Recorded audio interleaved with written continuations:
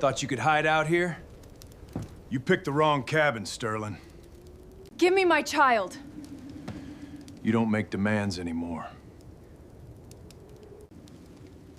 This is what your kind is worth. Take your boot off it.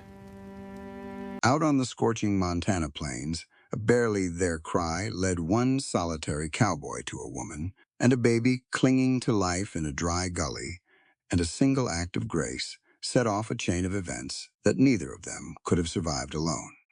If this story moved you, drop a comment below and share it with someone who needs to be reminded that choosing compassion over convenience can change everything. The buzzards knew before Jem did. He'd been watching them for the better part of an hour, 3 of them, lazy black circles dragged slow and wide against a white sky. He told himself it was a dead calf, maybe a deer that hadn't made it through the last cold snap. But buzzards circle like that for only 2 reasons out here in the Montana Territory, and something in his gut wouldn't let him ride on. He pulled his horse Cinder to a stop and listened. Wind, dry grass clicking against itself, the distant pop of the earth cracking in the heat. And then something else. It was faint, almost nothing, like a sound a person might convince themselves they hadn't heard at all if they were in a hurry to be somewhere. But Jem Cross hadn't been in a hurry in years, and he didn't have anywhere particular to be. So he sat still in the saddle and waited for it to come again. It did, small, thin, desperate as a match flame in a hard wind. He turned Cinder off the trail without another thought and pushed down into the shallow depression of a dry gully, where the grass grew tall and brittle, and the ground was cracked open in long, pale seams, like old pottery. He saw her feet first, bare, cut up, the soles dark with dried blood and the red dust of the plains. Then the rest of her came into view, a young woman lying on her side in the dirt, dress torn at one shoulder and dark with sweat and grime. Her hair had come down and was matted against her face. Her lips were cracked white at the corners. One of her hands was stretched out in front of her, open-palmed on the ground, like she'd reached for something and hadn't quite made it. She wasn't moving, but the sound was still coming. Jem swung down from Cinder and moved toward it, past the woman, a few feet to her left, and he found the baby. She was tucked against a clump of dry grass like someone had placed her there with great care, which someone had. The infant was maybe 4, 5 months old, wrapped in what had been a white cotton underskirt, now gone yellow and damp with heat. She was awake. Her tiny fists pumped the air with a fury that didn't match the weakness of her cry, and her face was scrunched red and frantic and absolutely alive. Jem crouched down on his heels and looked at her for a moment. She looked back at him.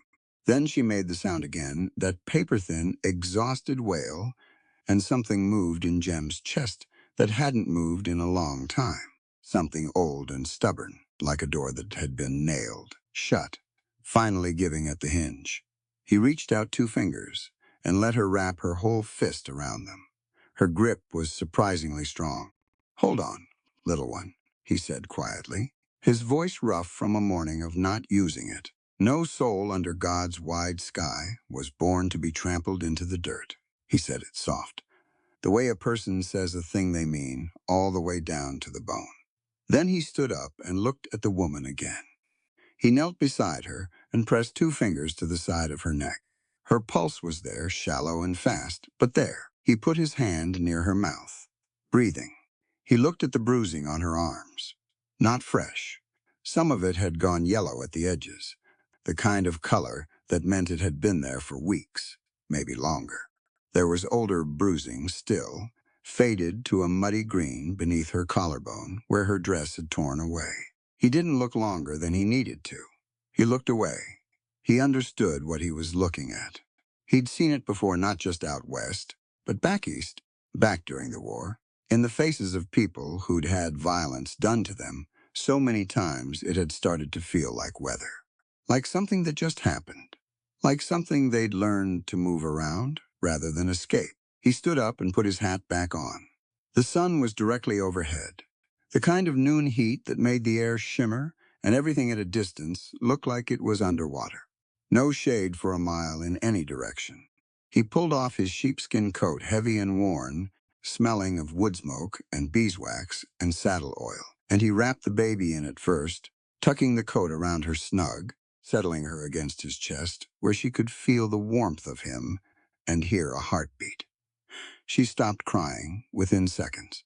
Just like that, she turned her face in against the sheepskin and went still. He stood there a moment with her secure against him, then went back to Eva. Getting her up was delicate work.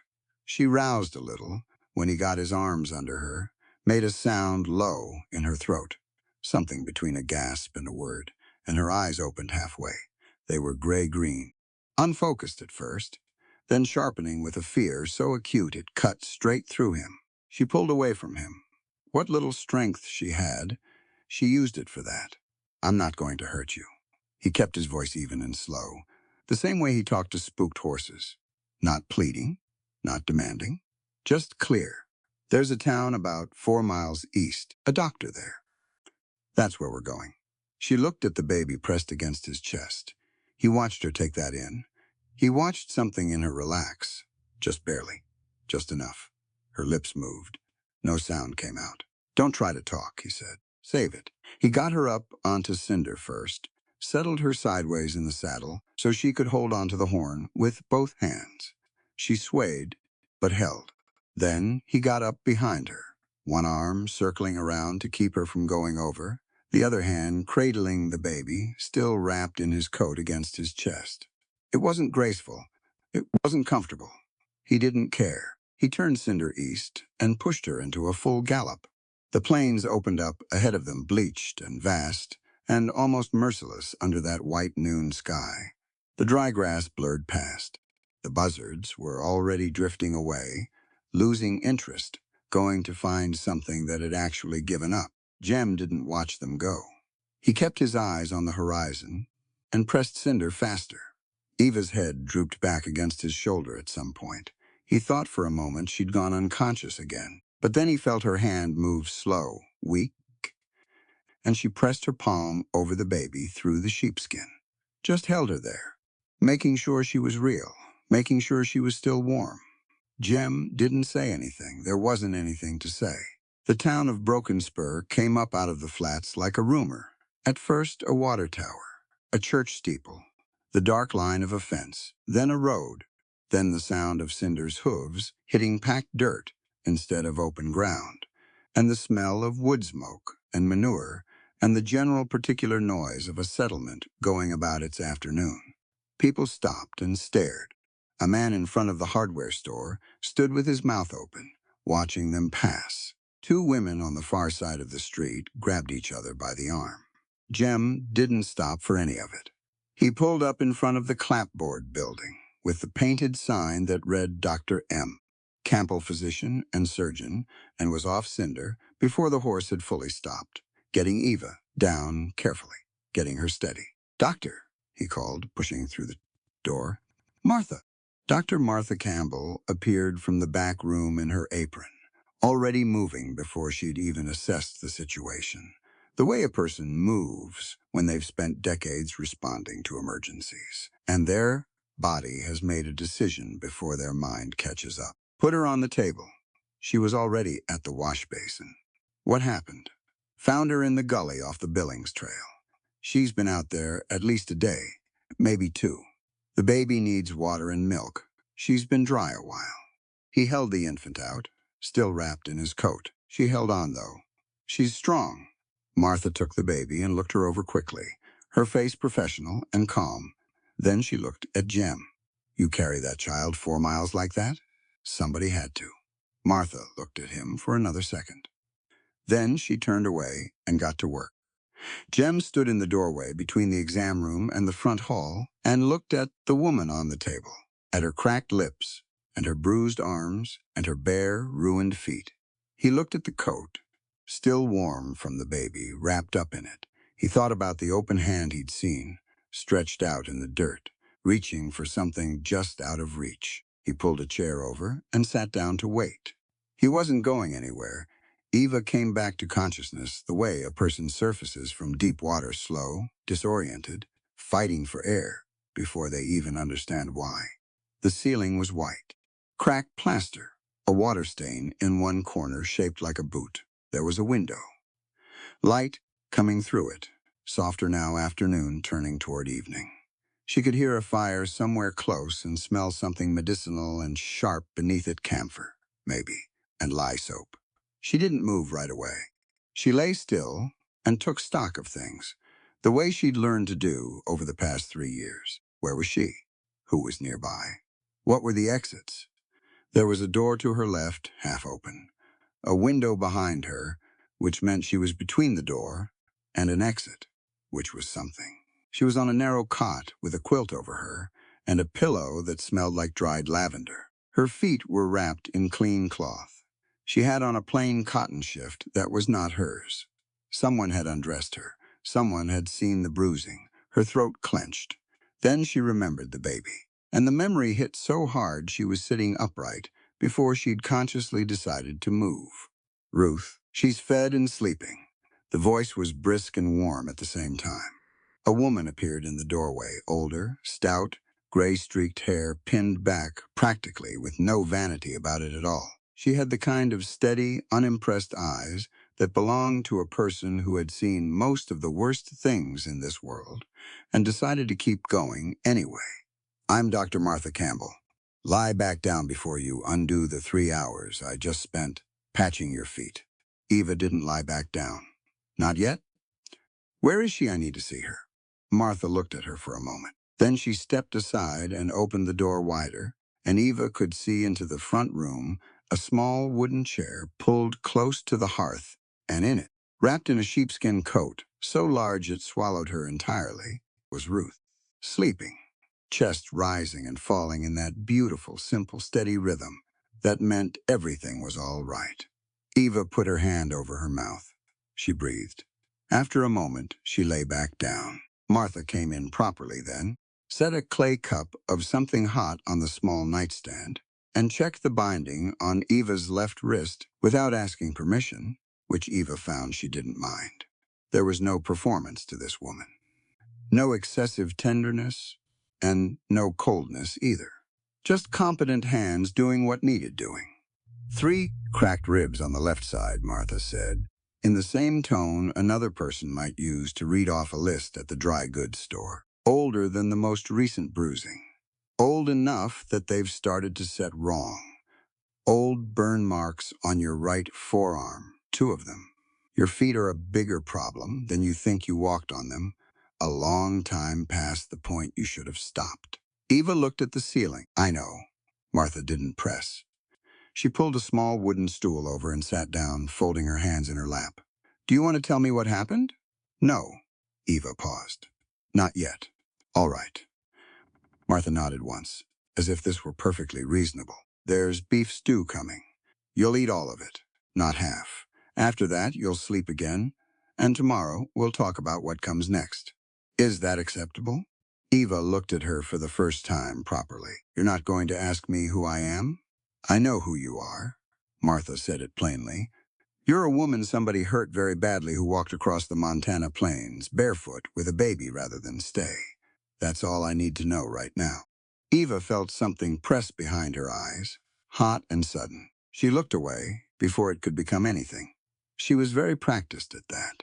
She heard footsteps, then heavier ones, in the hallway outside the room, and her hand moved on its own, sliding under the pillow, and her fingers closed around the handle of the small sharpened fork she'd found on the nightstand earlier, and slid beneath it, without thinking too hard about why. Old habit. Worse than a habit. Something she'd built into herself, one careful, quiet night at a time. The steps slowed outside the door and stopped. She watched the doorframe. He leaned against it, one shoulder to the wood, both hands visible at his sides. He was tall. She remembered it vaguely from before. The sense of height, the steadiness of him in the saddle, with dark hair in need of a cut, and a jaw that hadn't seen a razor. In several days, his shirt was dusty. His boots were cracked at the toe. He looked like a man who lived outdoors and had made his peace with it. He didn't come in. He stood in the doorway and held out the baby. Ruth was awake now, barely, her eyes at that heavy, drowsy half-mast of recent feeding, and she was still nested inside his sheepskin coat, wrapped up in it, her small face just visible above the wool. She'd been crying, Eva thought, before he'd picked her up, because her eyelashes were still damp. She wasn't crying now. She had one hand wrapped around the cowboy's thumb and her face pressed into the sheepskin, and she looked settled, calm in a way that infants usually only are when they know they are held by someone they trust. 3 months ago, Eva would have found that unbearable, the idea of her daughter trusting a stranger, a man. She found she didn't have the same feeling now. She couldn't explain it. She didn't try. The man looked at the pillow. Then at her face, he'd seen the fork. She could tell. His expression didn't change by a single degree. He shifted his gaze somewhere to the left of her, somewhere neutral, as if he'd noticed nothing in particular and had no opinion about it. He walked in slow, 3 paces, stopping well back from the cot, and set Ruth down on the mattress beside Eva, with the coat still around her. Then he straightened up and went to the nightstand, set down a bowl of warm beef stew, and a pair of soft moccasins. The moccasins were small, she noticed, exactly her size. She didn't know how he'd known. He didn't say anything. He didn't explain or justify or ask to be thanked. He just stepped back out through the door and was gone. He sat with her hand still on the fork under the pillow. Ruth breathed steadily beside her, wrapped in sheepskin that smelled of wood smoke and beeswax, and made none of the fussing sounds she made most evenings. She was simply there, and calm and warm. Eva pulled her hand off the fork. She reached over and touched her daughter's cheek with 2 fingers. "All right," she said quietly. To Ruth, or to herself, she wasn't sure all right. She picked up the stew and started to eat. Over the next 3 days, Eva watched him without meaning to. He came by twice a day, morning and early evening. He never came inside without Martha present, and never stayed longer than was necessary. He brought things each time, a small bottle of rosewater from the trading post, because Martha had mentioned that the camphor smell bothered Eva's head. A packet of dried chamomile, a wooden rattle he'd carved himself, rough but solid, which Ruth immediately grabbed with both hands and refused to put down. He didn't ask about the bruises or her husband or where she'd come from. He didn't ask for anything at all. What he gave her, without seeming to know he was doing it, was space and time, and the radical, almost foreign experience of being near a man who kept his distance, not because he was indifferent, but because he was paying close attention to what she actually needed rather than what he wanted to offer. Ruth made her feelings on the subject very clear.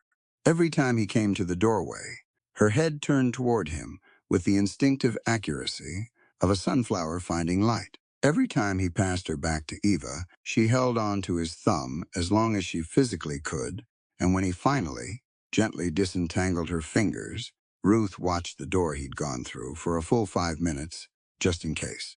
It was on the evening of the 3rd day that Eva found herself sitting up in the cot with the sheepskin coat in her lap, folding it properly. She'd taken it out from around Ruth to rewrap her, and the coat had come fully open in her hands, and she'd just sat with it for a moment. It was enormous and heavy and worn soft with years of use. The wool was matted in places. There was a long seam on one side that had been re-stitched, not once but twice, with 2 different types of thread. Someone had repaired this coat a long time.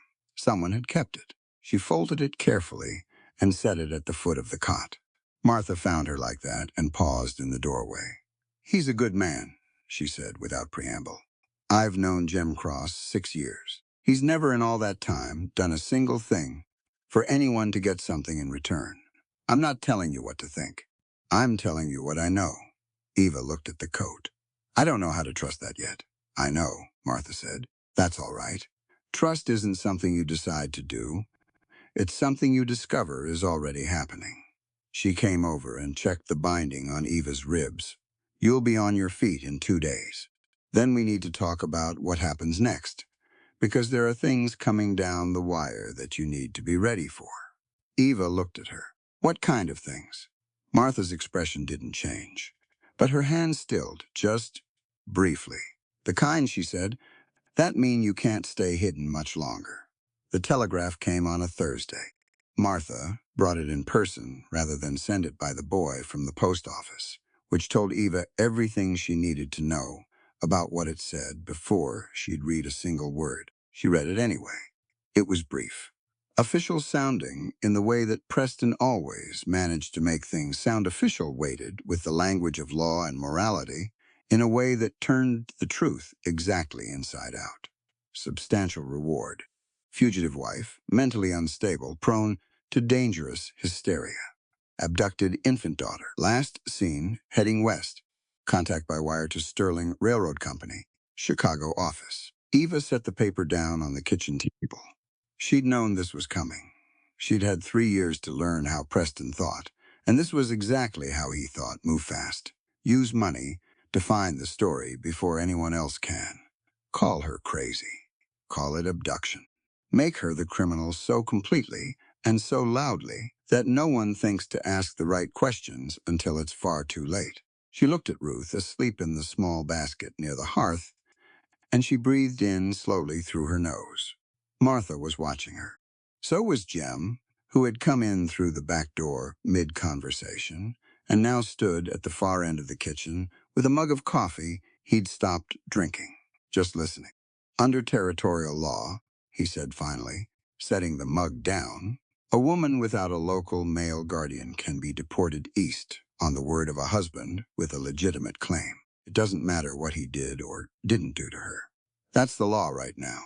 Eva looked at him. I know. There's a way around it. He said it carefully, like he was stepping over something breakable. The Homestead Act allows a woman to register an independent land claim, but it requires a local sponsor, a husband of record in the territory, a marriage of protection. On paper only. He paused. You'd register under your maiden name. You'd tell anyone who asks that you came west alone after your husband died in a transit accident, east of the Missouri. Martha and Sheriff O'Malley would witness the filing. Preston's warrant would hit a wall, because legally there'd be no Eva Sterling in Broken Spur, just a homesteader with a different name and a clean local record. The kitchen was quiet for a moment. You're offering to marry me, Eva said. Her voice was flat, not unkind, just precise. In name only, on paper only. Jem met her eyes. I want to be absolutely clear about what I'm offering and what I'm not. Eva studied him. And what are you not offering? He pulled out the chair across from her and sat down, and he looked at her steadily, the way she was beginning to understand. He did most things without rush, without performance, with complete and undivided attention. I'm not offering to own you, he said. I'm not offering to manage you or speak for you or make your decisions or tell you what you're allowed to do. What I'm offering is a name on a document, a piece of land to stand on, and the legal fact of a local sponsor, so Preston Sterling can't drag you back east on a warrant written by his own lawyer. He leaned forward slightly. I'll write it out plain. A private covenant before witnesses. You keep full control of your property. You keep every right to your own body and your own choices. And you can walk away from this arrangement the day you choose to, and I will not say a word. Eva looked at her hands on the table, at the faint marks on her wrists that were just beginning to fade. You'd do this for a stranger, she said. I'd do it because it's right, Jem said simply. And because a marriage certificate is a legal document, not a deed of ownership. And someone needs to act like they know the difference. Martha set a fresh pot of coffee on the table and sat down beside Eva. I'll witness it. So will Frank O'Malley. He's a good sheriff. He's been watching Preston Sterling's men ride through his town for 2 days now asking questions, and it's made him angry in a way that's useful to you. Eva sat with it, turned it over. She had learned to be very slow about trust, had learned it the hard way, in a house in Chicago, where nothing was ever what it first appeared to be, and she wasn't going to stop being careful now, just because things felt different. But they did feel different, and she was honest enough with herself to notice. I have conditions, she said. Jem nodded. Name them. You don't speak for me in public unless I ask you to. You don't make decisions about Ruth without my agreement, And this ends the moment I say it ends. No questions, no argument. Agreed. And I want it in writing. I was going to suggest that myself. She looked at him for a long moment. He looked back at her, and there was nothing in his face that she could read as calculation or expectation. Just patience. The same patience she'd seen him spend standing in the rain outside the corral, waiting on a spooked horse to decide it was safe. All right, she said. 2 hours later, in the back room of the sheriff's office, with the late afternoon light coming sideways through the shutters, Jem Cross wrote it out longhand, in plain language, on 2 sheets of paper. He wrote slowly and carefully. When he was finished, he read it back aloud before anyone signed it. And he looked at Eva while he read, rather than at the paper, watching her face to make sure every word landed the way he meant it. Sheriff O'Malley signed. Martha signed. Eva signed last her maiden name, Evangeline Harlow, neat and deliberate, and entirely her own. Jem picked up the pen. Then he looked at Eva one more time. "I'm putting my name next to yours on paper," he said quietly. "Not to own you, ma'am, but to stand as an iron shield between you and any man who mistakes a marriage certificate for a bill of sale." He signed. Eva folded her copy and slid it into the pocket of her dress, against her ribs, where she would keep it until she figured out what it meant to be protected by someone who genuinely expected nothing back. Outside, the sun was going down over the plains in long stripes of copper and rose, and a wind came through that smelled of sage and rain somewhere distant. Ruth, held against Martha's shoulder in the doorway, reached one small hand up toward the sky, the way babies reach for things completely certain, without any doubt at all, that whatever she was reaching for was going to be there. The rain came in sideways off the mountains on a Tuesday, and it didn't quit for 2 days. Eva watched it from the window of the small cabin Jem had cleared out for her on the eastern edge of his property, a single room with a stone fireplace, a loft for sleeping, and a porch that leaked in one corner but held up everywhere else. It wasn't much. It was more than she'd had 3 weeks ago, which was the only scale she was using right now. Ruth was asleep in the loft, wrapped in the sheepskin coat that had become, in the strange compressed logic of their new life, something close to a necessity. The baby wouldn't settle without it. Eva had stopped trying to understand that and started being grateful for it instead. Through the rain, across the muddy stretch of yard between the cabin and the corral, she could see Jem. He was standing in the pen with the Mustang. The horse was a dark bay, almost black when wet, with a jagged scar running from her left ear halfway down her neck. She'd come in with a trader from the Northern Territories 2 weeks back, and the trader had sold her cheap and been glad to be rid of her. Eva had heard Martha tell the story. The horse had been used hard and badly, and had learned, with absolute thoroughness, that human hands meant pain. She'd put 2 men on the ground in the first 4 days. Nobody in Broken Spur wanted her near their stock. Jem had paid $8 for her and named her nothing yet, which, he said, was because a name was something you earned together. He stood in the center of the pen, now with a fistful of sweet hay held low at his side, not extended toward the horse, just present, available. The rain soaked his shirt through and turned his dark hair flat against his forehead, and he didn't seem to notice any of it. The Mustang stood at the far fence, with her head turned partially away, that sideways, suspicious, watching that horses do when they're not sure yet whether to run or fight. And Jem just stood there. An hour passed. Eva knew because Ruth woke fed and went back to sleep. And when Eva returned to the window, Jem had not moved more than 2 feet. The Mustang had moved 6. Eva leaned her forehead against the cool glass and watched him hold that hay out in the rain, and she thought about patience, real patience, not the performance of it. She'd seen patience performed plenty. Preston could perform patience with terrifying precision when he needed something, the slow, careful voice he used before the door closed. What Jem was doing out there was different. There was no goal driving it except the horse's own comfort. No schedule, no outcome he was forcing. He was just there and willing to keep being there, and the hay in his hand was an offer, and not a demand. The Mustang took 3 more steps. Eva pressed her palm flat against the glass. She thought about the covenant folded against her ribs. She thought about the moccasins on the nightstand. She thought about a man who'd looked at the fork, hidden under her pillow, and chosen in that moment not to make it mean anything. She went back to the fire and didn't let herself think about it any further. That felt like the wisest course. She'd started the school almost by accident. Martha had mentioned offhandedly that the town had no teacher.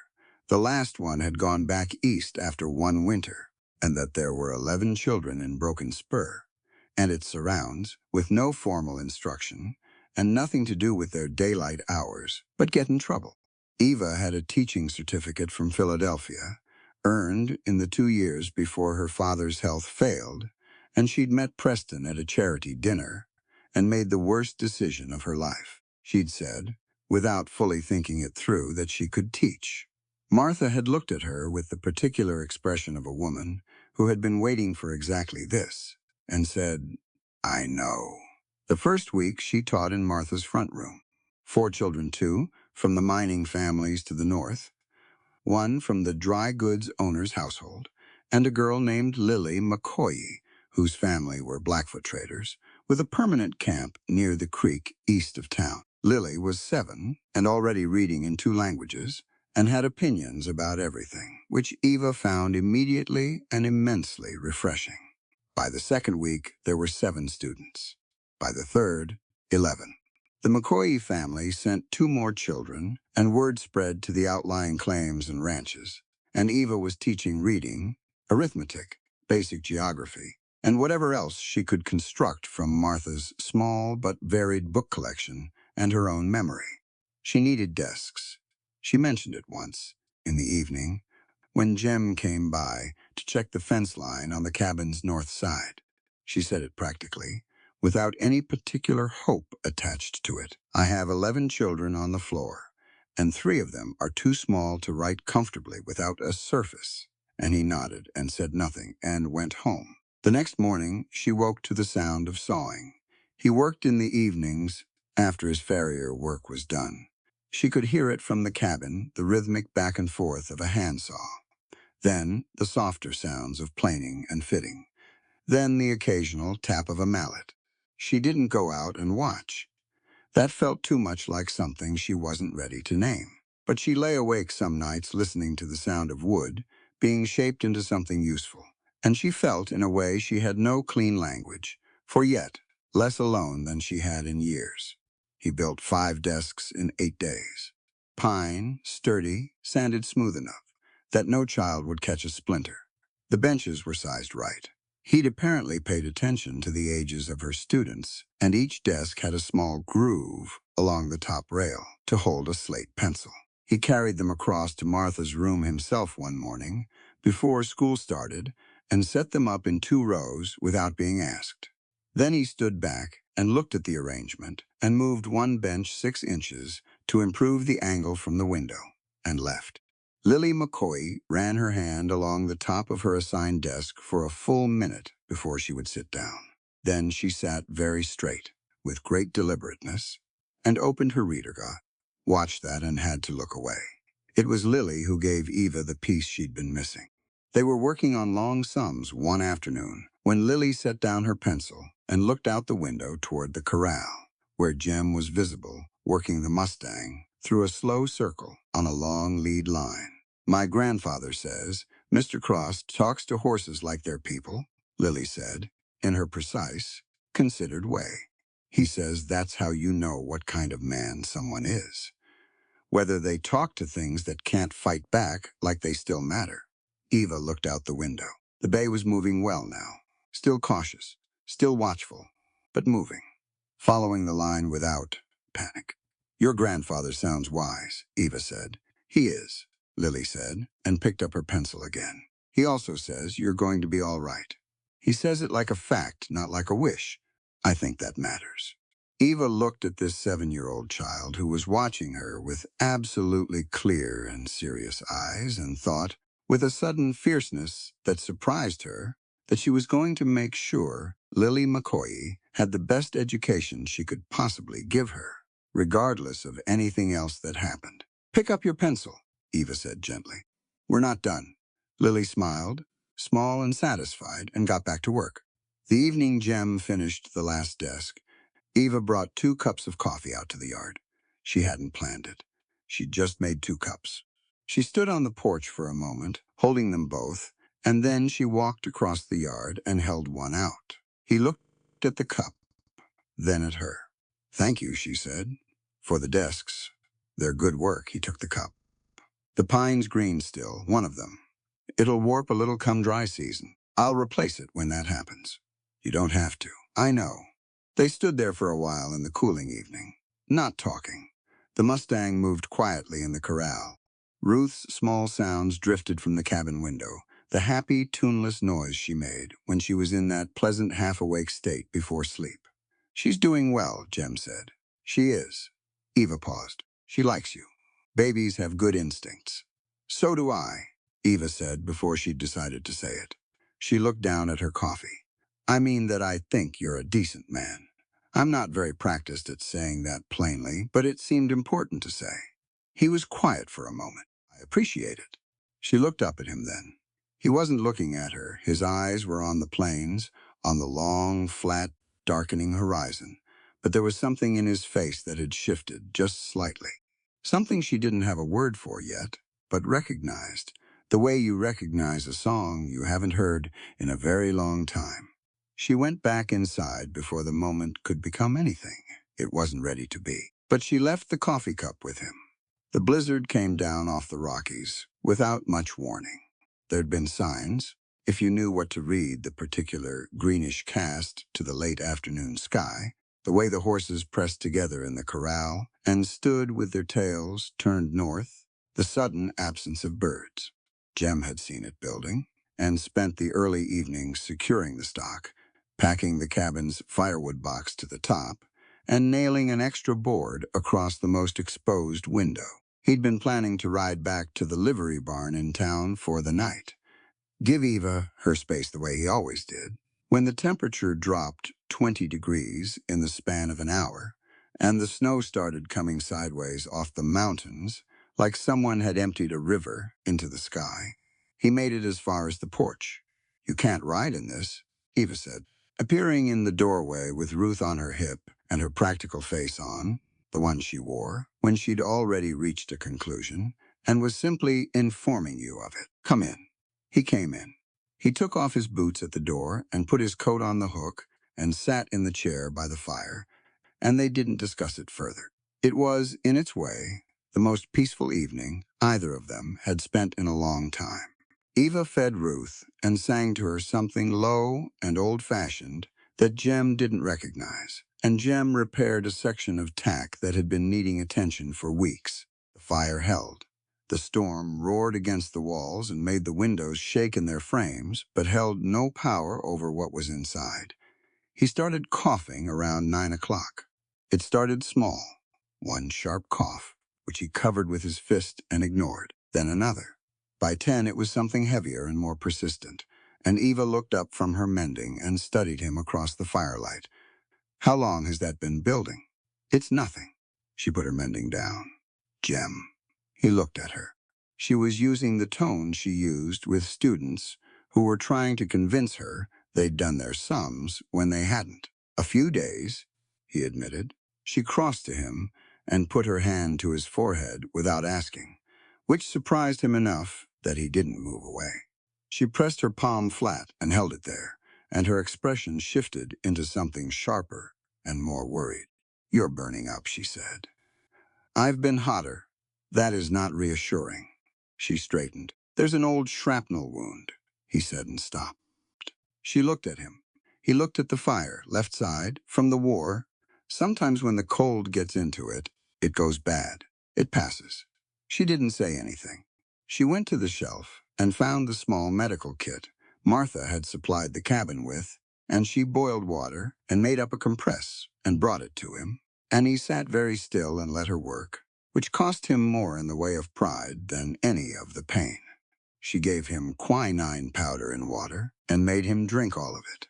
She sat on the stool beside the chair and kept the compress fresh and watched the fever move through him for the next 2 hours, and he drifted in and out of something that wasn't quite sleep. At some point around midnight, the fever crested, and he sweated through his shirt and slept properly, heavy and still in the chair, and Eva covered him with the wool blanket from the loft and set Ruth's basket close to the hearth and sat. She should have slept herself. Instead, she watched his face in the firelight for a while.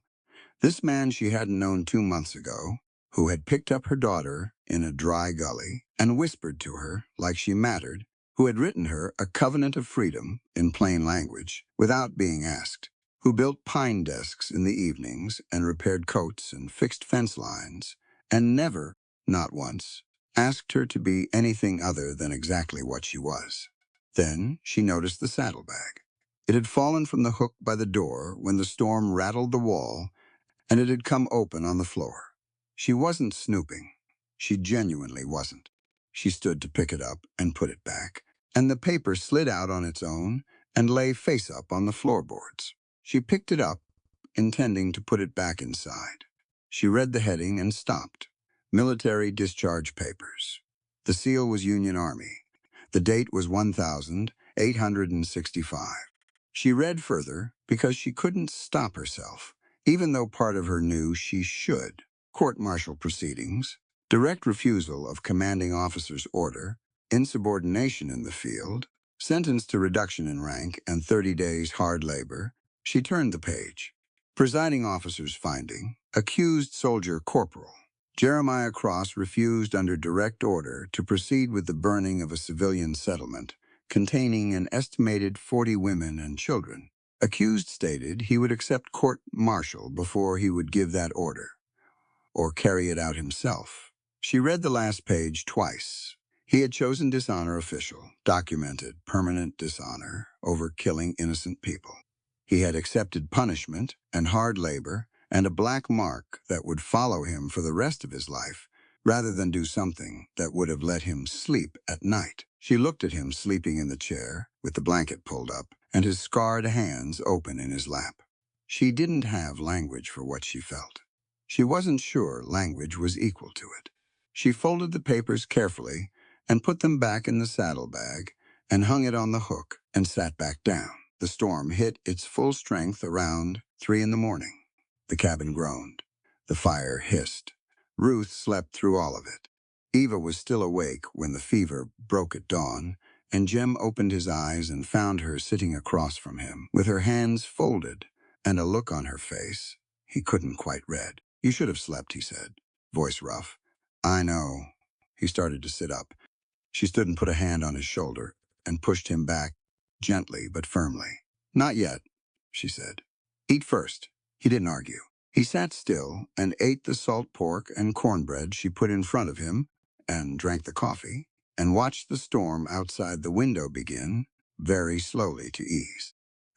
The sky had gone white. The snow was still coming, but lighter now, blowing horizontal off the drifts rather than falling fresh. The world outside was buried and silent and clean, in the way that only blizzard aftermath is clean, every sharp edge rounded off, every ugliness covered over. Jem was looking better. Color coming back, eyes clear. Eva had just sat back down when they both heard it. Footsteps on the porch. Heavy. More than one person. Jem was on his feet before she could speak, which told her the fever hadn't taken as much out of him as she'd thought. The door didn't knock. It came off its hinges. One kick, hard and flat, and it swung inward and hit the wall, and the cold came through it like something alive. Eva grabbed Ruth's basket and pulled it against her body, and was on her feet and had her back to the fireplace before she'd consciously moved. 3 men came through the door. The first 2 she didn't recognize, big, hard-faced men with rifles, the look of professionals about them, the look of men who were paid to be present in situations like this one. The third man she would have known anywhere. Preston Sterling. He was dressed for the cold in an expensive wool coat with a fur collar, his dark hair silver at the temples now, his face exactly as she remembered it, handsome in a constructed, deliberate way, the kind of face that knew exactly what it was doing at all times. He stepped over the broken door with his polished boots and stood in the ruined doorway of her cabin and looked around like he was appraising a property he was considering purchasing. His eyes moved to her, to the baby, back to her. He smiled. "There she is," he said softly. Ruth was screaming. Eva had never heard her scream like that. Not the thin, exhausted cry of the gully, but something full-throated and furious and terrified. And Preston stepped forward, and one of his men moved to Eva and wrenched the baby out of her arms with the casualness of a man taking a parcel from a shelf. Eva made a sound she didn't recognize as coming from herself. The second man came forward and caught her by the arms. Preston had turned his attention to Jem now, studying him with the idle curiosity of someone who has already decided the outcome of a situation and is merely entertaining himself in the meantime. He reached down and picked up Jem's sheepskin coat from the hook by the door. He dropped it on the ground, stepped on it with one polished boot, pressed it down slowly into the snow, and mud tracked in from the porch, and twisted his heel. He looked at Jem while he did it. From outside came boots on snow, and a fourth figure appeared in the broken doorway, a man in a federal deputy's coat with a brass badge and a face like a closed fist. He held up two folded documents and let them speak for themselves. "Jeremiah Cross," the deputy said, "I have a warrant for your arrest on charges of desertion and theft of military arms, and I have an eviction and repossession order for this property, including the child." The blizzard moaned through the open door. Ruth's screaming filled the room. Eva stood with a man's hands on her arms and watched Jem's face go very still and very controlled, and she thought, with a clarity that cut through everything, this is not the end of this. Preston picked up the ruined coat. He looked at Eva. He was still smiling. "Come now," he said pleasantly. "Did you really think this would work?" They put Jem in the third cell from the end, the one with the cracked window, stuffed with rags to keep the wind out. He didn't fight them on it. Fighting the deputy in the middle of a blizzard, with Eva and Ruth in the room, would have accomplished nothing except giving Preston's man a reason to use force. And Jem had long ago learned the difference between the moment for action and the moment for stillness. He went with them. He kept his eyes on Eva as he was marched out through the broken door, and she kept hers on him, and neither of them said anything, because nothing needed saying that could have been said in front of Preston Sterling. Sheriff O'Malley was standing in the street when they came through town. He watched the deputy marshal walk Jem toward the county jail with his hands bound in front of him, and his face went flat and careful, the face of a man who is furious and is making very certain choices about how to express it. "On whose authority?" O'Malley said to the deputy. "Federal," the deputy said without looking at him. "That warrant been reviewed by the circuit judge?" "It will be." O'Malley looked at Jem. Jem gave him one short nod. "I'm all right. Handle your end." And O'Malley stepped back and let them pass, which was the right call, even if it cost him to make it. The cell was cold. Jem sat on the plank bed and looked at the cracked window and listened to the blizzard, finishing itself off outside, and thought carefully and without panic about his situation. The desertion charge was false. He had the discharge papers to prove it, which were currently in his saddlebag in Eva's cabin, which was now in Preston Sterling's possession. That was a problem. The arms theft charge was an invention, which meant evidence had been fabricated somewhere, which meant Preston had paid someone with access to military records to write it into existence. That was a different kind of problem, and a bigger one. What he was sure of was this: O'Malley knew the charges were wrong. Martha knew. The McCoy family, who had traded with him for 6 years and knew his history, knew. The truth existed. It just needed somewhere to stand. He lay back on the plank and looked at the ceiling and waited, the way he'd learned to wait in worse places than this. They'd put Eva and Ruth in the Grand Hotel. It was the finest building in Broken Spur, 2 stories of painted wood, with velvet curtains and a dining room that served actual beef rather than salt pork. And it was deeply, thoroughly wrong as a location for what it actually was, which was a prison with better upholstery. Two of Preston's men stood outside the door. Eva had counted the windows on her way up the stairs. She'd noted the distance to the ground. She'd filed it all away, the same way she used to file away the layout of rooms in Preston's Chicago house when she was learning where the exits were. Ruth was in the crook of her arm, fed and quiet now but watchful, her gray eyes moving around the unfamiliar room with the particular alertness she had when she was uncertain. Preston came in an hour later. He didn't knock. He opened the door and came in and closed it behind him and stood in the center of the room, and Eva stayed exactly where she was, seated in the chair by the window with Ruth against her chest, and looked at him without moving. He'd always been a handsome man. She'd thought so the first time she met him at a dinner in her father's employer's house, when he'd been charming and attentive and had spoken to her like she was the only person in the room. She knew now what that attention had been, not interest in who she was, but the systematic identification of what she could be made into. She could see it clearly. Now, she could see the architecture of it. She hadn't been able to at 21, and she tried to extend some gentleness to that younger self rather than contempt, because contempt for her own past choices was one of Preston's gifts to her, and she was done accepting his gifts. He sat on the edge of the bed and crossed one leg over the other and looked at her pleasantly. "You look well," he said, considering. Eva didn't answer. "The baby looks healthy."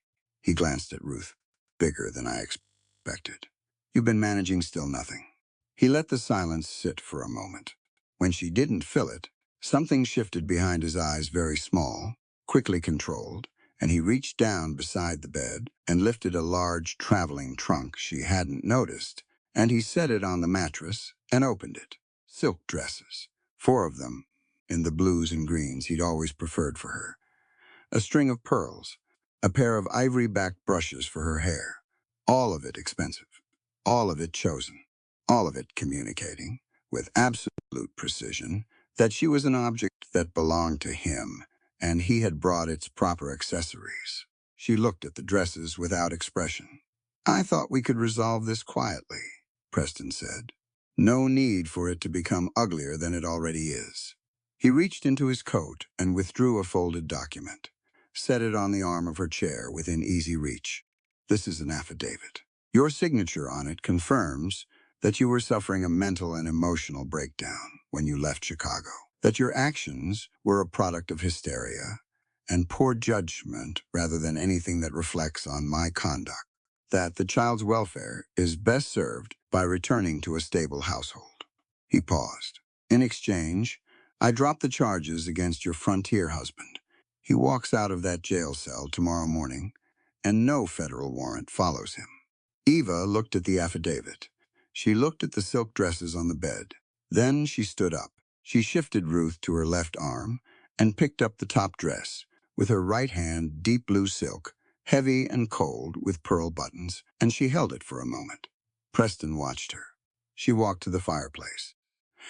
She held the dress over the flames, and she opened her hand and she let it go. The silk caught fast.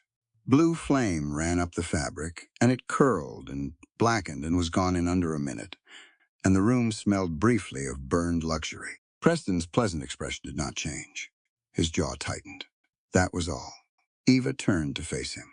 Ruth, against her chest, had grabbed a fistful of Eva's collar and was holding on with both hands.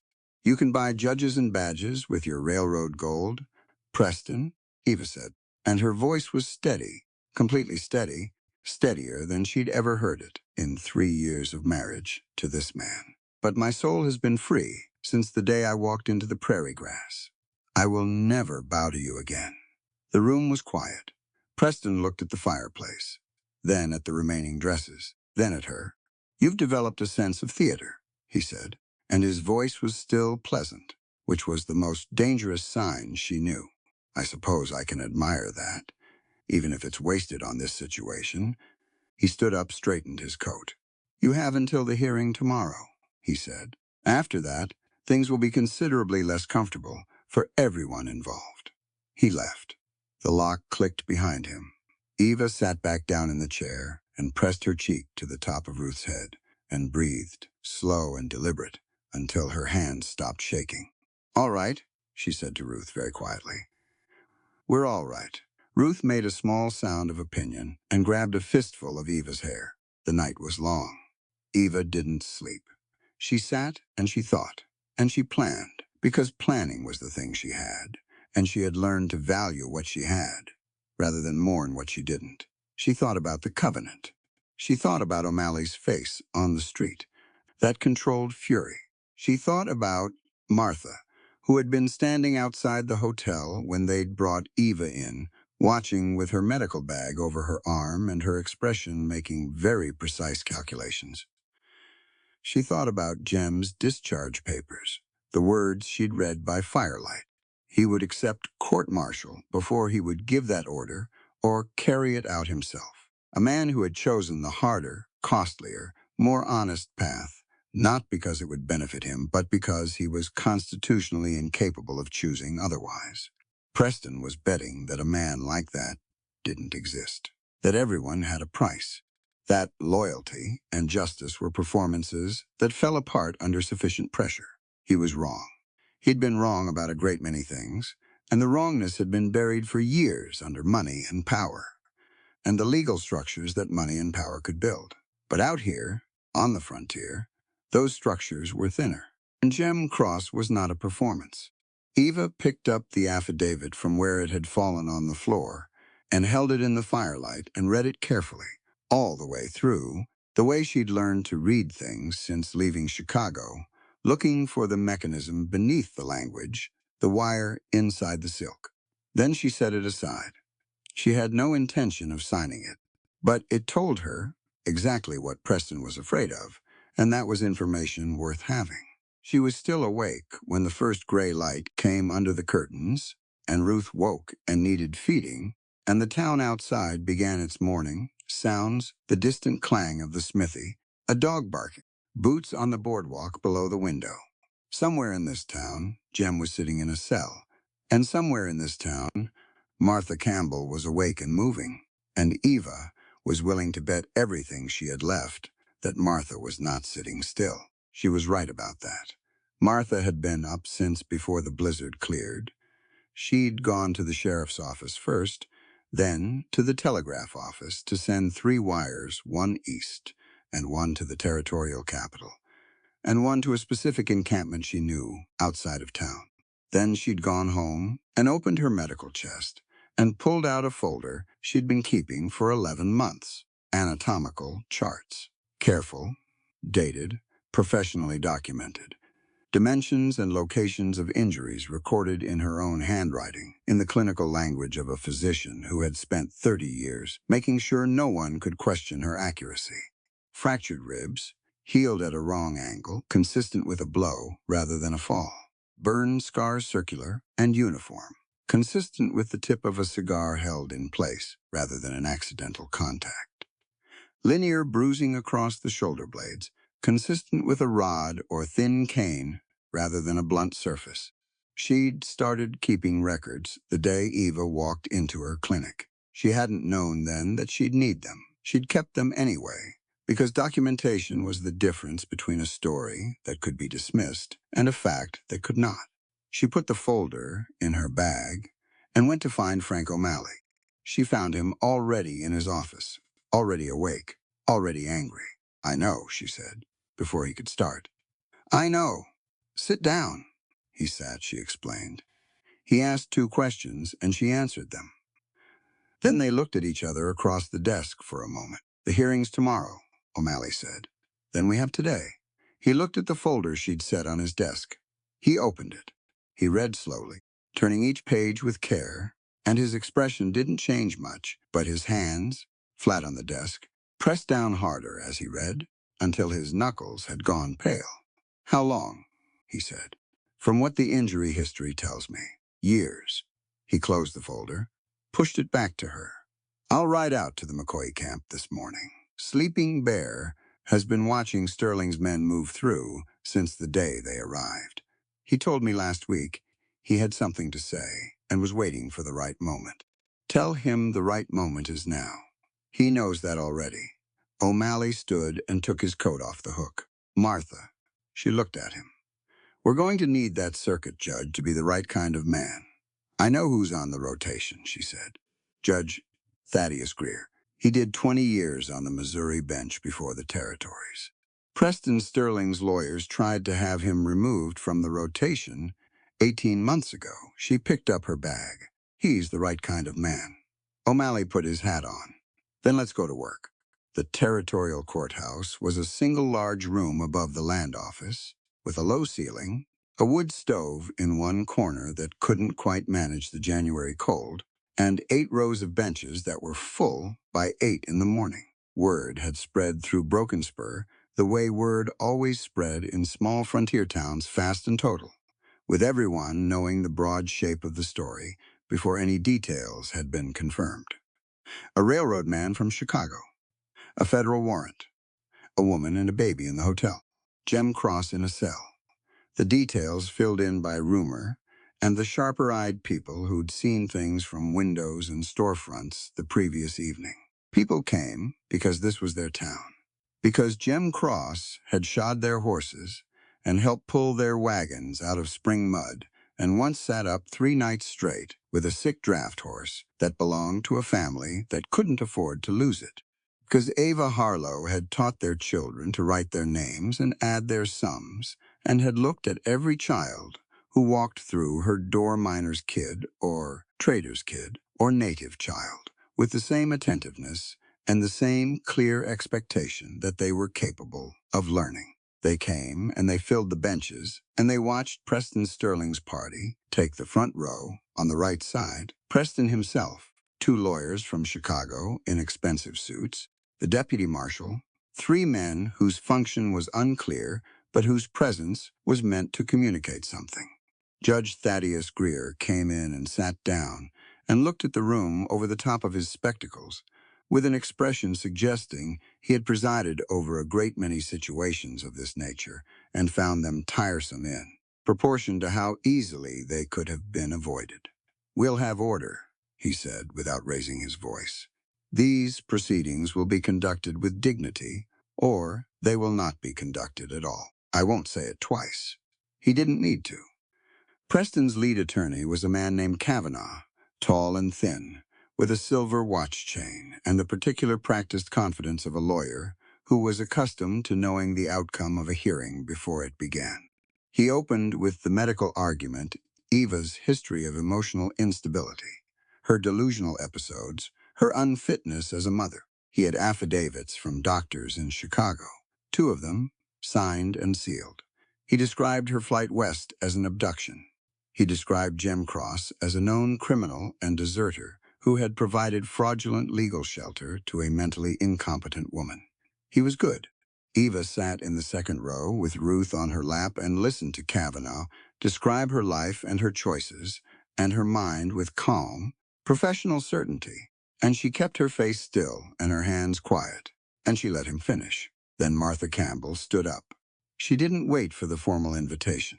She stood, and she put her folder on the table in front of the judge, and she said, Your Honor, I am Dr. Martha Campbell, physician and surgeon, licensed in the Missouri Territory, and practicing in Broken Spur for 11 years. I have documented evidence of chronic physical abuse committed against Mrs. Eva Harlow Sterling, spanning a period of no less than 3 years, and I would like to present it to the court.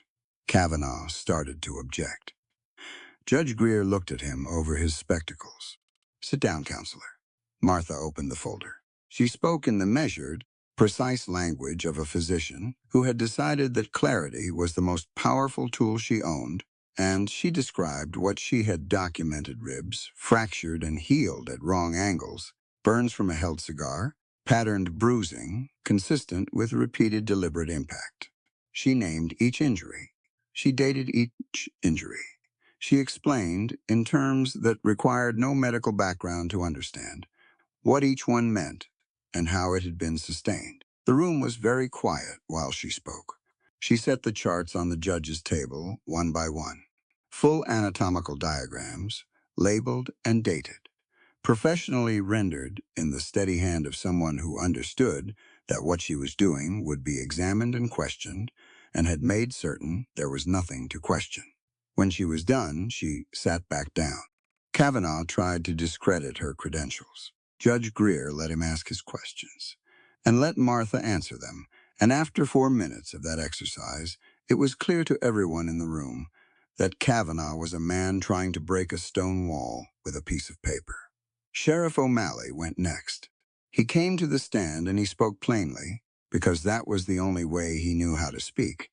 And he told the court that in the 6 weeks prior to Preston Sterling's arrival in Broken Spur, he had documented 7 separate incidents of contact by men. He had since identified as employees of the Sterling Railroad Company men asking questions, offering money for information about a woman and a baby, and in 2 cases offering substantially larger sums to specific individuals for specific future actions. He placed his own documented records before the judge. Names, dates, amounts offered.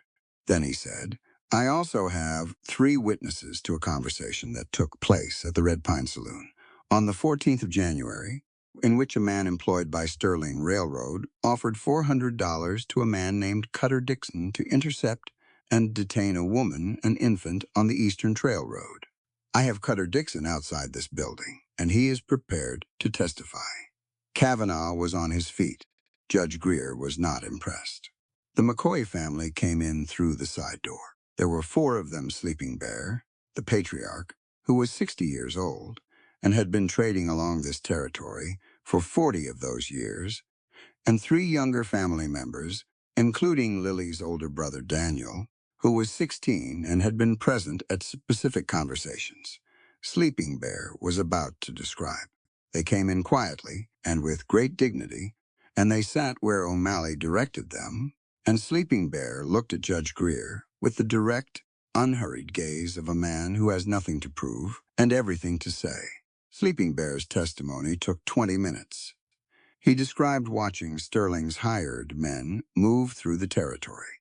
He described a specific exchange he had witnessed personally, at close range, between the deputy marshal currently sitting in this courtroom and a man he named as one of Preston Sterling's Chicago associates, in which a sum of money changed hands the morning before the arrest warrant was served on Jeremiah Cross. He described it calmly and with precise detail: the location, the time of day, the words exchanged, the denominations of the bills.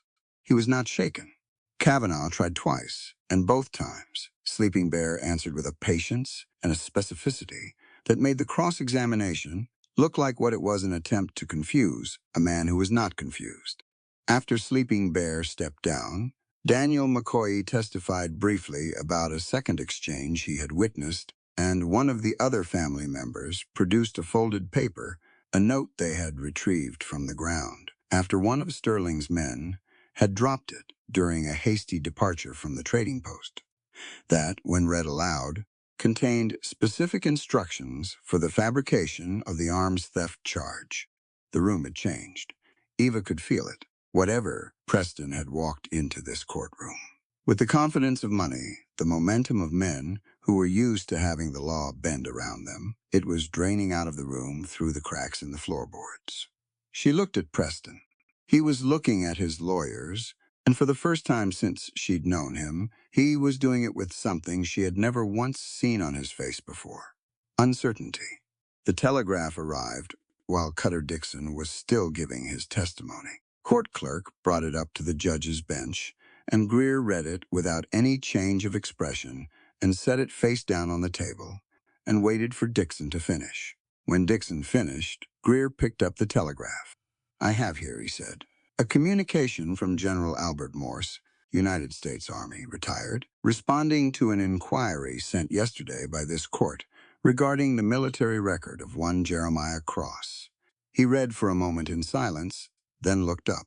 General Morse confirms that Corporal Jeremiah Cross was court-martialed in 1865 for insubordination, as alleged by the warrant before this court. He further confirms that the court-martial conviction was subsequently reviewed at the direction of the Secretary of War, and that Corporal Cross received an honorable presidential pardon for humanitarian bravery in the field, signed by President Grant in 1868. The desertion and arms theft charges in the current warrant have no foundation in Cross's military record, and appear to have been inserted into a duplicate file that General Morse is now referring to military investigators. The room went very still. Then it went very loud, all at once. Greer banged his gavel once, not twice. Order, the room settled. Kavanaugh started to speak. Greer held up one hand without looking at him. Counselor Kavanaugh, I have heard your evidence, and I have heard the countervailing evidence, and I have read a telegraph from a United States general. And I am going to tell you now that the only thing keeping your client's situation from becoming significantly worse in the next 10 minutes is whether you choose to sit down and let me speak. Kavanaugh sat down. Greer set the telegraph on the table and folded his hands and looked at the room. The warrant for the arrest of Jeremiah Cross is dismissed, effective immediately, on the grounds that it is predicated on fabricated and fraudulent documentation. The charges of desertion and arms theft are found to have no basis in fact. He looked at the deputy marshal, who had gone the color of old chalk. I will be referring the matter of that warrant and how it came to be issued to federal investigators, and I would strongly recommend that the deputy marshal presently in this courtroom consult counsel before I adjourn. Today, he turned to Eva with respect to the custody matter. Having reviewed the medical documentation provided by Dr. Campbell, the witness testimony provided by Sheriff O'Malley and members of the McCoy family, and the totality of evidence presented today, I find no basis for the claim of mental incompetence against Mrs. Sterling or Mrs. Harlow, as is her legal right to call herself in this territory. I am formally revoking the custody claims filed by Preston Sterling as fraudulent and coercive. He paused. I am also recognizing the lawful homestead filing and the spousal protection arrangement registered in Broken Spur as valid under territorial law, which means that Mr. Jeremiah Cross is recognized as lawful guardian of the minor child Ruth under territorial jurisdiction. He looked finally at Preston. Preston looked back at him. Mr. Sterling, Greer said, with the tone of a man closing a very tedious book, I would advise you to consult your legal counsel immediately, as this court intends to refer no fewer than 3 separate matters arising from today's proceedings to the appropriate federal authorities. We are adjourned. The gavel came down. The room erupted. Eva sat very still in the second row, with Ruth on her lap and the noise washing over her, and she looked at her daughter's face, at the clear, untroubled eyes, the small fist curled around the collar of Eva's dress, and she thought, simply and completely, we are free. The door at the back of the courtroom opened, and Jem Cross walked in, still in yesterday's clothes, his wrists unmarked now, rubbing one hand over the back of his neck in the unself-conscious way of a man trying to orient himself. He stopped in the doorway and looked at Eva across the full length of the room. She looked back at him. Around them, the room was full of voices and movement, and the particular electric noise of people who have just witnessed something they'll be describing for 20 years. Neither of them moved for a moment. Then Ruth turned her head, with that unerring instinct of hers, and found him across the room, and she reached out one small arm in his direction with absolute conviction. And Jem Cross, across all that noise and distance, smiled. A real one, the kind that looked like it surprised him a little. Eva stood up and walked toward him. Preston Sterling did not leave quietly. Eva had half expected him to.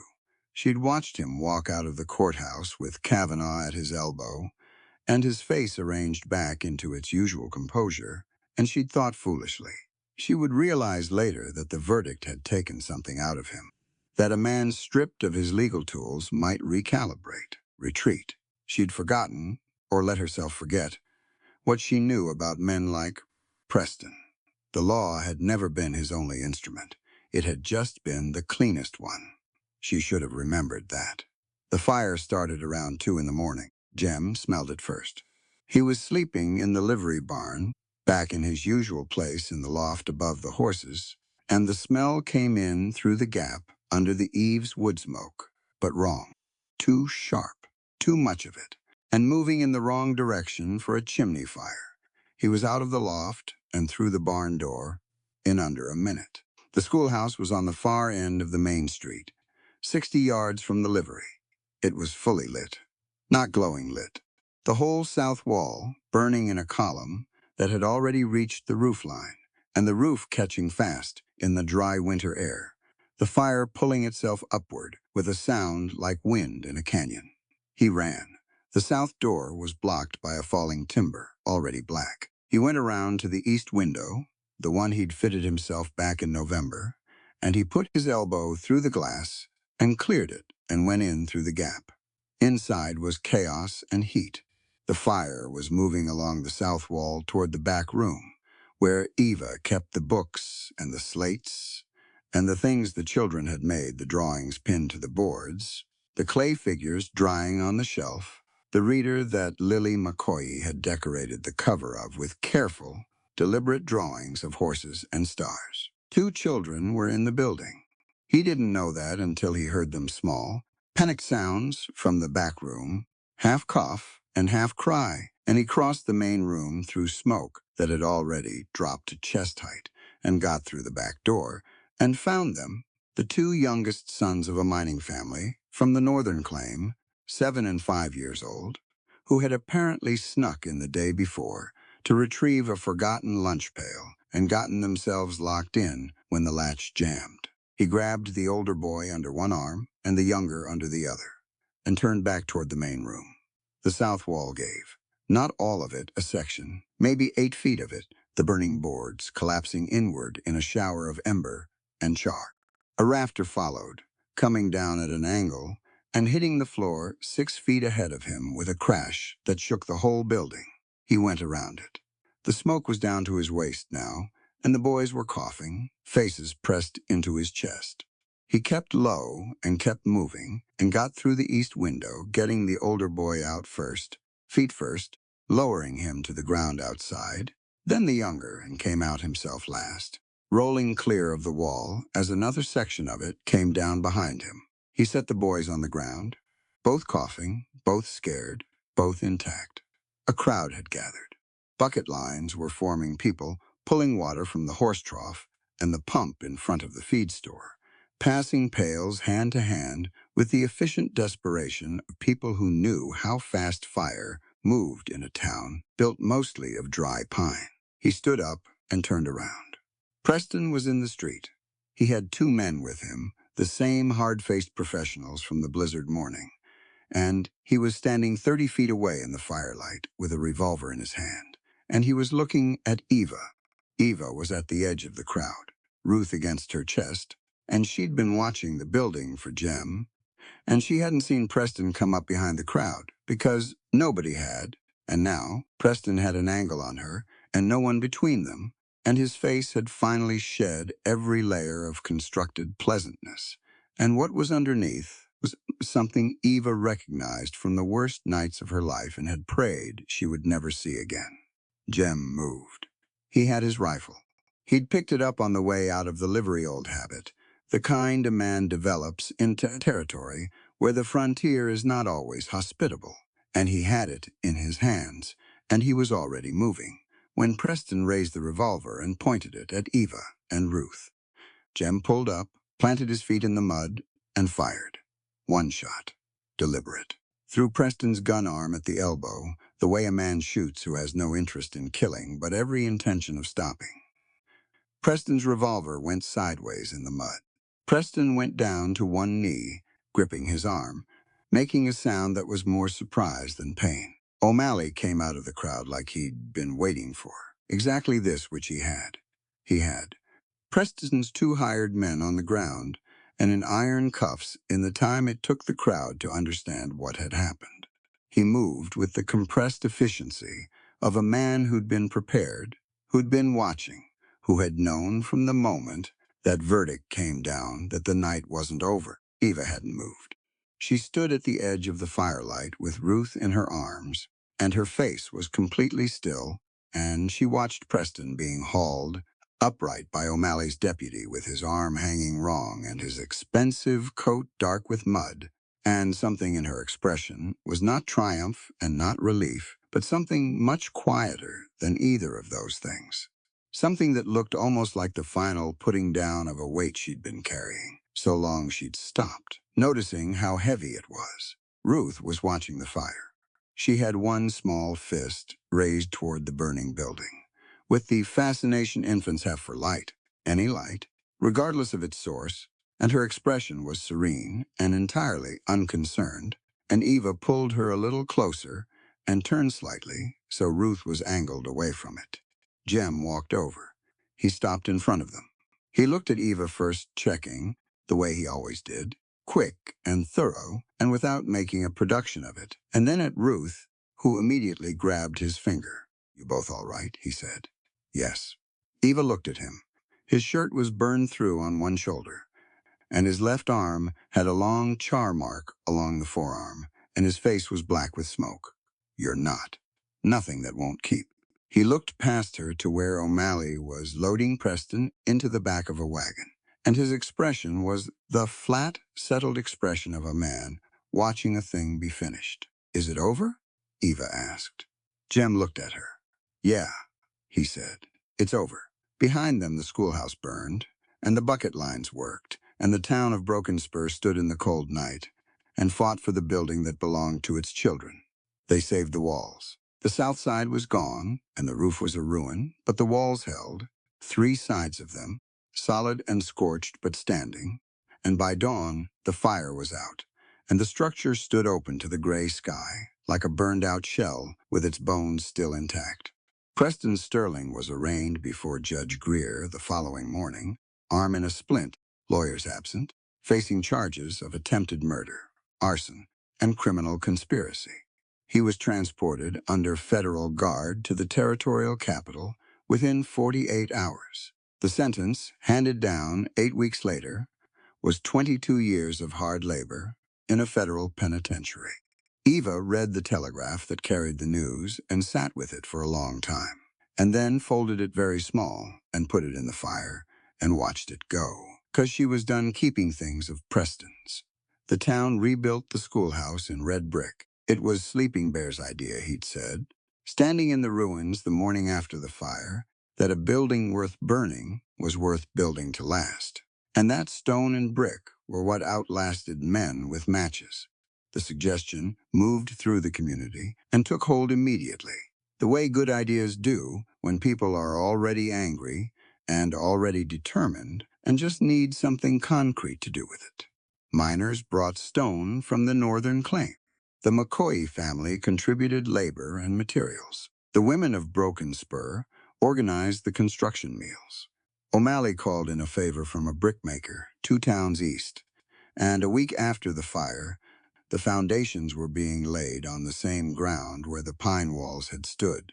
Jem worked the construction every day. He was not the organizer of it, Martha organized it, with the precision she brought to everything. But he was there at first light and last to leave in the evenings, and he did the work without talking much about it, because that was how he did most things that mattered. Eva taught in Martha's front room while the new building went up. She taught every morning, all 11 children, and Lily McCoy had taken it upon herself to teach the younger ones their letters between sessions, which Eva found so profoundly moving that she had to turn toward the window when she first noticed it. Life had resumed. It looked different than before, sharper in some ways, softer in others, but it had resumed, and Eva was grateful for it in a way that felt completely different from the cautious, provisional gratitude she'd practiced for years. This was the real thing. She recognized the difference now. The red brick building went up in 3 weeks. On the morning it was finished, the windows fitted, and the door hung, and the interior painted a clean pale. Yellow Jem loaded the repaired desks back into the schoolhouse and set them in their rows. He moved the bench 6 inches again, same as before, and stood back and looked at the room and was satisfied. He came home and packed his saddlebags. He wasn't making a show of it. It wasn't a statement. He just understood that the thing he'd come to do was done. The schoolhouse stood. Eva had her independent standing, her homestead, her legal identity. Ruth had a lawful guardian on paper, but Preston was behind federal walls, and that paper had done its work. Eva didn't need an iron shield anymore. She was standing on her own ground, and she knew how to stand there. He'd made a promise she could walk away whenever she chose. No questions, no argument. The reverse of that was equally true. He could step back. He should step back. He'd meant every word of the covenant he'd written, and the covenant had always been designed to end. He put his extra shirt in the bag, his shaving kit, the small folded photograph of his mother he'd carried since 1863. He was on the porch, bag over his shoulder, reaching for Cinder's bridle when he heard the door open behind him. He stopped. Eva came through it. She was in her everyday dress, the brown wool one, with her hair partly down the way it went by afternoon, and she had an expression on her face that he hadn't seen before, something direct and decided, the look she wore when she'd worked something through completely and arrived. She had a folded paper in her hands. She stopped a few feet from him on the sunlit porch and looked at him, and he looked back at her, and neither of them spoke for a moment. She unfolded the paper. It was their covenant. He recognized his own handwriting, the plain language, the careful terms, the signatures of O'Malley and Martha along the bottom. She held it in both hands for a moment, and then she tore it cleanly in two. He watched her do it. She folded the two halves together and set them on the porch rail. "I know what you're doing," she said. "I know why you're doing it. You made a promise, and you're honoring it." She paused. "I'm asking you not to." He didn't say anything. She crossed the space between them and took his free hand, the one not holding the bridle, and she pressed it flat against the left side of her chest, over her heart. She held it there. "I don't want to protect her out of pity or debt, Jim," she said. "I want an equal partner. I choose to stay because I love you." The afternoon light was full and warm on the porch. A meadowlark was going somewhere beyond the fence line. Cinder stamped one foot and then was still. Jem looked at Eva's face. He'd spent a long time, most of his adult life, being careful about what he let himself want. Careful about attachment, careful about hope, careful about the particular kind of pain that came from, hoping for things that didn't hold. He'd built that carefulness into himself the same way he'd built the corral fence, post by post, year by year, solid and deliberate. He felt it give now, not break, give. Like a door that had been held shut a long time finally opening on its own. He put the saddlebag down. His free hand came up, and he held her face with the same gentleness he used for things he understood to be rare and irreplaceable, and he looked at her for a long moment, making sure she was seeing him clearly, and he was seeing her, both of them present and unguarded in the afternoon light. Then he kissed her. It was their first, quiet and true, and it held in it everything that had been building since a dry gully on the Montana plains, and a baby waving her fists at the sky, and a sheepskin coat laid down without hesitation, all of it present in that one moment, not said, but felt completely. When they stepped back from each other, Eva was watching him with clear eyes and a small, real smile, and he was watching her with the expression of a man who has just discovered that the thing he'd stopped letting himself want had been waiting patiently the whole time. Ruth's voice came from inside the happy, tuneless noise she made when she was awake and ready to be attended to, and had opinions about the delay. They both looked at the door, then at each other. "Equal partners," Jem said. "Equal partners," Eva confirmed. He picked up the saddlebag and carried it back inside. 2 years later, the meadows around the homestead came up in wildflowers. It happened every June, the whole eastern field going yellow and purple, with clover and prairie aster, and the kitchen garden running full and green along the south fence, and the smell of it coming through the open windows in the morning with the particular sweetness of a place that had been tended for long enough to know it was cared for. Ruth was 2 years old now, or close enough, and she had Jem's stubborn patience and Eva's clear gray-green eyes and opinions about everything, which she expressed with great conviction. From the moment she woke up until the moment she finally, reluctantly, went to sleep, she had a pony, dun-colored, small, steady as a table. Jem had found her in the spring from a trader coming down from the Northern Territories, and he'd spent 6 weeks working with her in the corral before he judged her ready for a rider. Ruth's first time up had been an event of solemn importance. In Ruth's estimation. She'd sat very straight, hands on the pommel, face arranged in an expression of concentrated dignity that looked so much like Eva at the schoolroom board that Jem had to look away to keep himself. On the warm June mornings, he led the pony in slow circles around the yard while Ruth rode, and she giggled that pure, whole-body giggle of small children who are entirely happy, and called him Papa Jem, which she had started doing around her first birthday, and which he had never once corrected. Eva watched from the porch with her coffee, and the particular expression of someone looking at their life and finding it good. The schoolhouse thrived. 15 children now, which was more than the benches comfortably held, and Eva was lobbying O'Malley and the town council for an expansion to the east side. Martha backed her publicly and loudly at every council meeting, which meant it was essentially already decided. The children sat side by side, settler children and minor children and McCoy children, and they learned together with the straightforward assumption of young people who have been taught, by example, that this was normal. Lily McCoy was 9 now and had started helping teach the youngest readers, which she did with a seriousness and a warmth that made Eva think, sometimes, that Lily was going to make a finer teacher than she was. Sleeping Bear came to the end of year, gathering every June, and sat in the back row and watched the children show their work and listened to them read aloud. And his expression was difficult to describe, but was something in the region of vindication. His granddaughter, standing at the front of her room, reading clearly and being listened to with respect. He had been patient a long time for things like this. He was glad to see them in his lifetime. The Blackfoot family and the Settler families shared meals on gathering days. It wasn't always easy.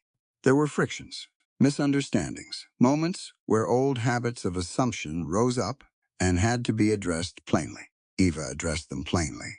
So did Sleeping Bear. So quietly and by example did the children themselves, who had learned in that yellow-walled room that another person's difference was a subject for curiosity rather than suspicion. Education, Eva had come to understand, was not merely the transmission of reading and arithmetic. It was the practice of seeing other people fully, of looking at a child from a different family, a different nation, a different language, and recognizing genuinely, not as a performance, but as a felt truth, that this person was as complete and as worthy as yourself. That was what she was teaching. The sums and the letters were the vehicle. That was the destination. She said so to Jem one evening on the porch, and he listened and nodded and said, "Same as horses." She looked at him. "You can train a horse to behave," he said. "Or you can take the time to make it understand that it's safe. One of those sticks. The other one you have to keep doing over." He paused. "What you're doing with those kids. You're making it stick." She thought about that for a long time. The baby came in October. A boy dark-haired like Jem, with Eva's mouth and a set of lungs that immediately established themselves as a significant presence in the household. Ruth inspected him with the critical eye of an older sister who has not entirely decided whether this development is acceptable, and then, on the second morning, climbed up onto the bed beside Eva and put one small hand very gently on her brother's head and said, with great gravity, "He can stay." Jem was in the room for all of it. He hadn't been present for Ruth's birth, that had been a clinic in the middle of a Montana prairie and a stranger. He was present for this one.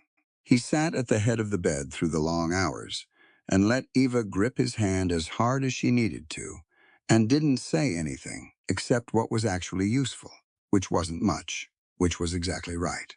When it was done, and the baby was cleaned and wrapped and placed in Eva's arms, Jem sat on the edge of the bed and looked at his son with the expression Eva had come to know as his deepest feeling: quiet, unperformed, completely present. He reached out and put one finger in the baby's palm.